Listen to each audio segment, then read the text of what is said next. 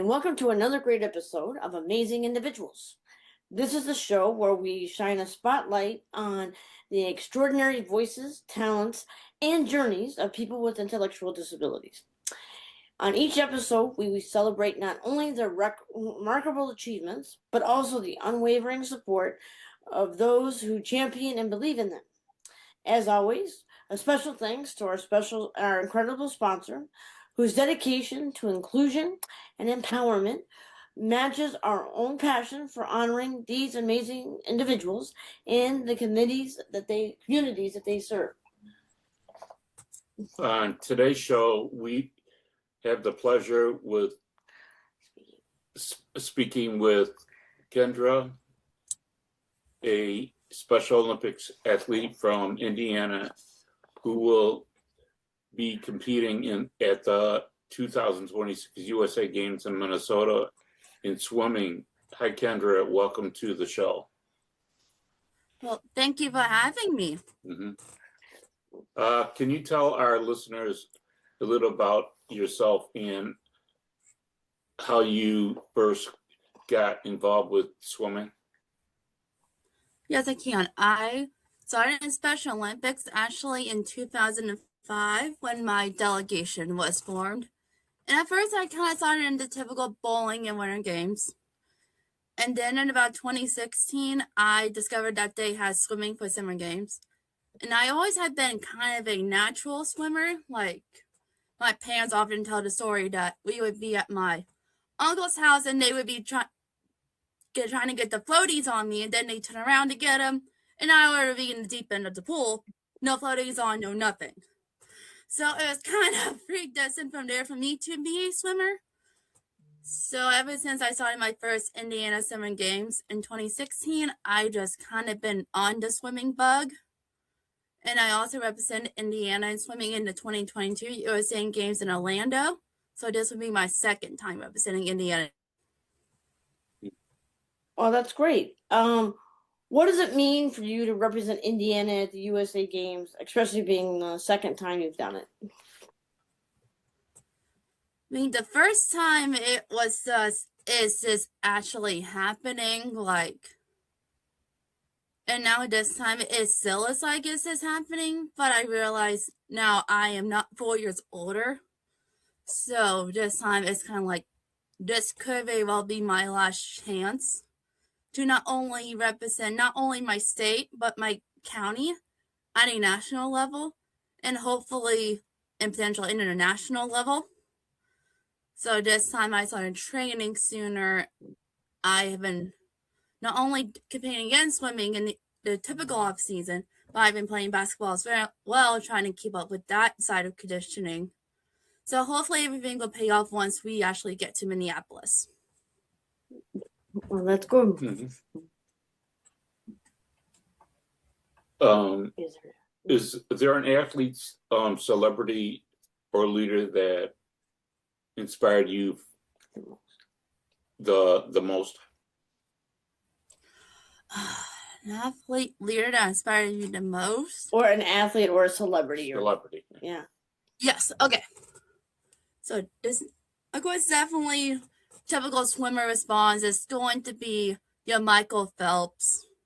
I'm also really inspired by Katie Ledecky because of that she went into her first Olympics like when she was only 14 years old. I think it was when she was in London, and she still is going. And then also I just recently started watching some more swimming competitions and found that Simone Manuel, she's still competing potentially on Olympic level, and she's 29. And now I'm 29, so it's kind of like, people my age still doing it. So it's like, oh, there's people my age are still doing it. It's not just the younger ones, per se.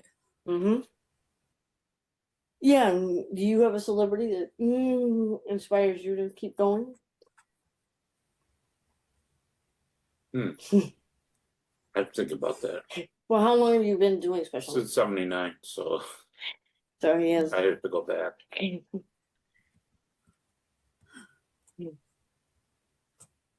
So yeah, he has a long he always has to think about that question because since he's done it so long. Yeah.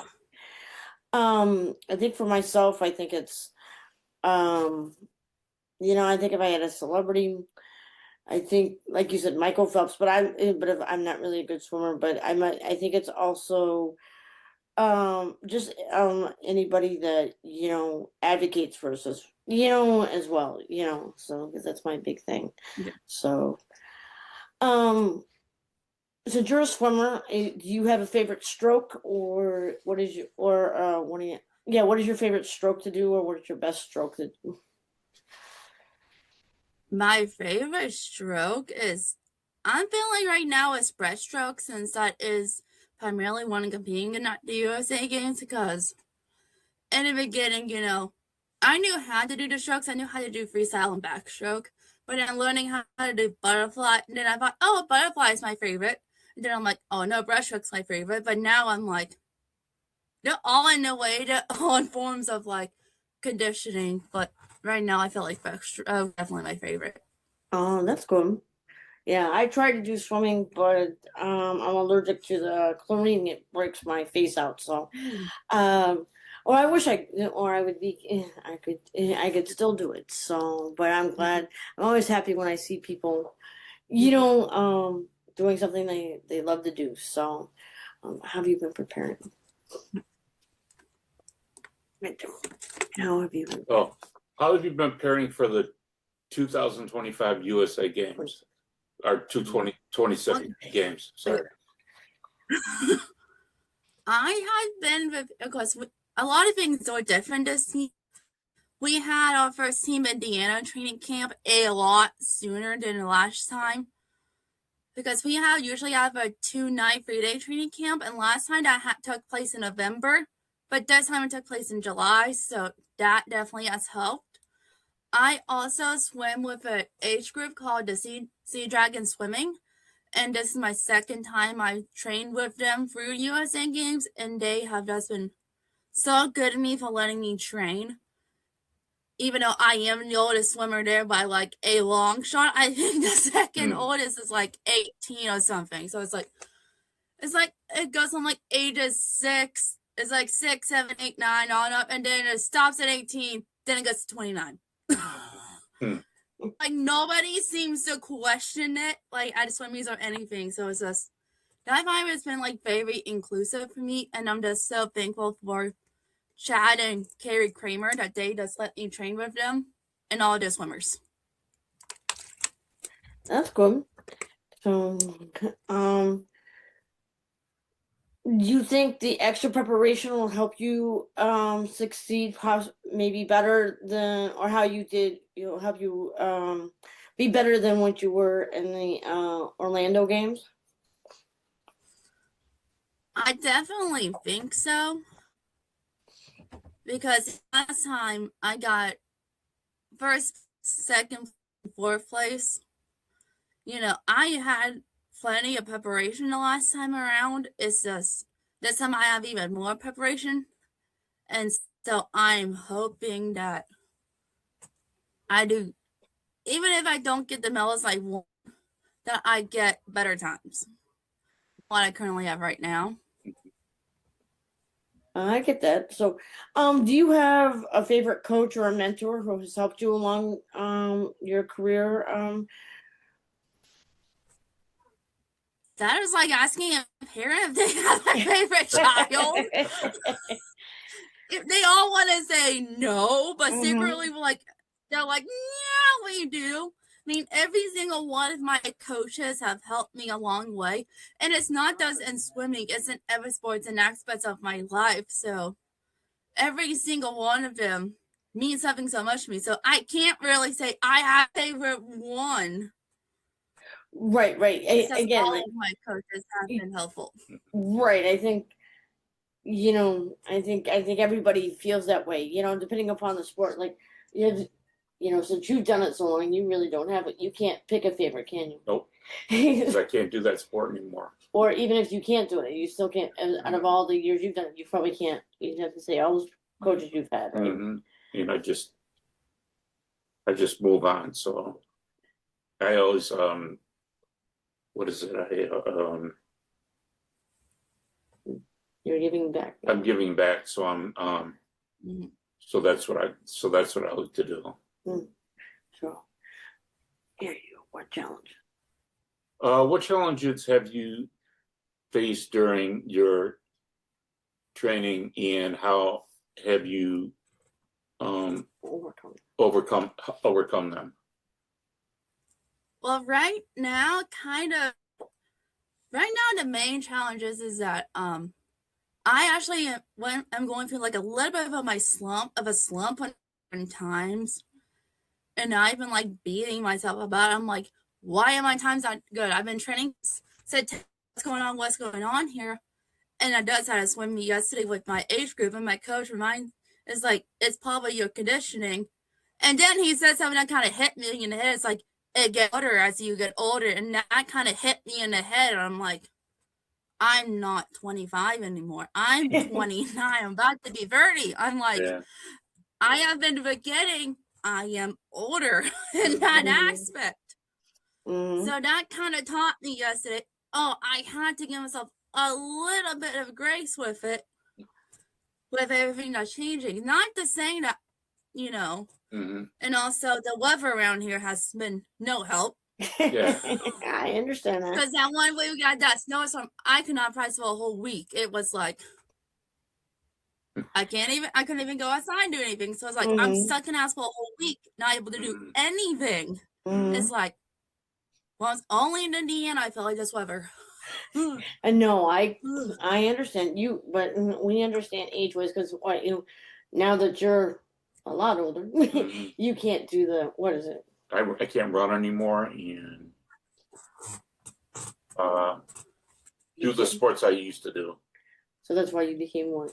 Team manager. Yeah. So, but and I understand it as well. Once you get older, you kind of slow down a little bit. But like you said, you want to beat yourself up a little bit because you want to be like the other, your other teammates. But then you have reality sets in. It's like nope. That's what happens when you're older than some people. So. And I felt like that's different too because the last time for Team Indiana, we had 8 swimmers, and it was various ages. We had like one kid that just graduated from college and then we had kids that was still in like very early college age. We had all kinds of ages, and I was kind of in the middle of it. Like, I want to say our youngest was maybe like 19, and our oldest was in her 50s. So it was like a range. And now this time the range is like, I'm at the top of that range since we only have 4 swimmers now. And I'm like, does this mean I'm the old one? I'm like, am I the old one? Then again, I'm like, I'm not the oldest one on Team Indiana. I'm just the oldest one when it comes to swimming. I have to give myself, I'm like, you're not that old, but you're getting older. Right. Yeah. I completely understand. So yeah. Mm-hmm. So I do understand that. So what are your goals? What are your goals this year's games? One of my biggest goals is actually to get a personal record in the 100 individual melody, because at the last USA Games, I actually got my best time. And then this past year at Summer Games, I was so close to that time by like a half a second. I was like right there on it. And I was like, come on. So I really just want to get that time. I was like, I have a second off, and I was like, I'm half a second off. So that's kind of my big goal. It's like, even if I don't get all the medals, which the medals, as coaches often say, Special Olympics, medals or ribbons are just bonuses, but they're nice bonuses. Another one of my big goals is trying to get pins from all 50 states and all the territories. That's another big goal because I know last time everybody was trying to get pins. And definitely I think like it was the very first day we got there, or maybe like the second day we got to Orlando. I already got Hawaii pin. Everybody's like, how did you get Hawaii? And I'm like, I don't know. So I just happened to be in the cafeteria and somebody happened to be from Hawaii. So do you collect pins? Or do you trade them? So so when we Yeah. see you, because we're going to Minnesota, so that's his big thing is trading pens. So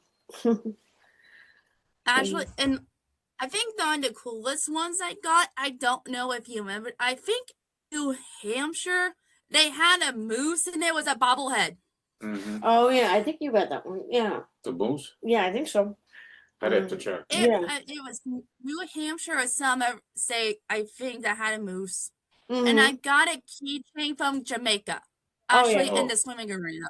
So that is, and I think that was the first time ever at USA Games. So that is a very, like, that's why Rare somebody one. asked me for that. Everybody was asking me for Hawaii and these other pins, and somehow I have a Hawaii, Jamaica keychain, 3 Texas ones, and I was like, how in the world did I get all these pens? I'm like, good thing we're not going for security at the airport, else it'd be a bunch of dinging. Mm-hmm. So do you have any extra? Do you have like extra ones that you want to trade? I don't from the last time, but I'm planning on saving up to get some extra pens, so that way if I do get extras, I will be hitting you up to trade. Okay, just because I will be hitting you up to trade for sure. Yeah, I don't know if mm-hmm. your state does it, but my state has a thing that if you get so many pens, you can trade them for money, and I'm like, I don't want the money, I want the pens. Yeah, yeah, that's what I do. want the pens. Mm-hmm. Yeah, I mean when we went, even when you went to Germany, right? You Yep. collected pens too. Mm-hmm. So yeah, for the US. And I have our world games. I have like a baggie that that I put that I labeled that I put save pins or trading pins, so that way if I the ones that I trade, that I take them with me. Yeah. So I definitely will have to keep that in mind in a few months. Definitely Yeah. will, and definitely have to find you. That way we could be pen trading. I think one of our pins this year is actually based off of the Indy 500 checker flag. So definitely I'll get you guys one of those. Oh, okay, thanks. Appreciate it. Yeah. Oh, you're welcome. You're welcome. So how can people support you and other athletes competing at the games? Well, it is the month of March, so Jersey Mike's has started a campaign that a portion of the proceeds will go to them when you eat there, and on March 25th, 100% of the sales will be going to support not only in the whatever state you're in. Also, this is I don't think every single one of our athletes have reached their fundraising goal yet. So if you find an athlete that's like right there on the cusp of like maybe needs $20, whatever you need, donate that $20 or whatever they need, or ask if you know somebody, just ask for help. Like even if it says $5, $5, or get a sandwich, or just send a card or any type of support. Because it's mainly the support thing, like because some of these athletes are not going to have their families up there. So support is a huge factor in it. I'll be lucky I might have had my family up there, but I know some athletes won't be as fortunate. So just a card or something. Yeah, it's always good to have kind of that support system, even if it's just like you said, even if it's just a card or a good luck thing, it's always good to have that. So so which is a good thing. So go ahead. Yes. Thank you so much for taking time to talk to us today, and good luck in the USA Games. Thank you. You're welcome. So before we end, we'd like to thank our gracious sponsor. Your support helps us continue to share these inspiring stories and advocate for individuals with intellectual disabilities. Lisa and I look forward to bringing you more great episodes. Remember to follow us on Facebook and subscribe to our YouTube channel. And remember that people with intellectual disabilities can accomplish whatever they want with the right supports. We'll see you next time on Amazing Individuals. Oh, I want to give you one second.